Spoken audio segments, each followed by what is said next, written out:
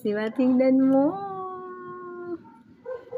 Champurado. Para sa nga, dili makatulog. Padugang sa dugo. Diba? Kung kulang kang dugo, kain ka ng champurado. Yeah, guys, sayanit ba kayo siya? Gusto ko kumakaon ani as in. Nang tako kumain ng ganito, guys. Ayan, kung kulang ka sa tulog.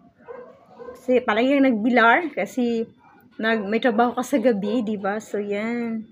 Or palagi kang nakatulog ng late at night, diba? So, kain ka ng champurado. Ayan.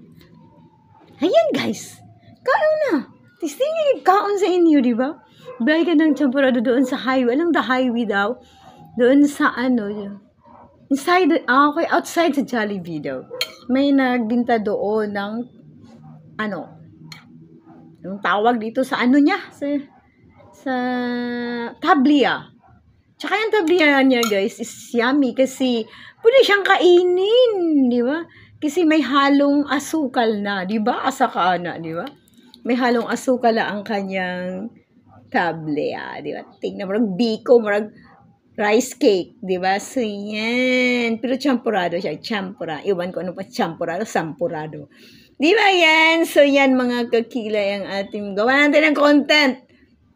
Luto na tayo nito kay para mag-content tayo kaya wala tayong i-content. So, ganito na lang ang gagawin natin para mai-content tayo mga guys dyan. Di ba? Yan. So, malapit na naman ang sahura natin. So, tingnan natin kung magkano na naman ang nakapunta sa ating savings. Di ba mga kakilay? Yan. Pero, make it sure nga yung payout niyo is may verified na green ang kulay, guys. So, i-take note nyo yan. Tingnan nyo sa inyong account kung sa payout ninyo is may verified na ba kayo na green ang kulay.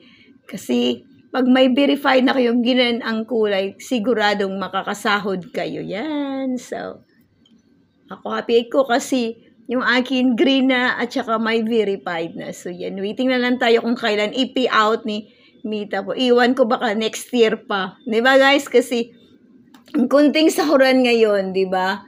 Maliit ang sahuran, but at least may sentabo. Ayan, mga kakilay, ang ating video sa araw na to para may content na tayo, guys. Ayan, so yan, wag mong i-skip.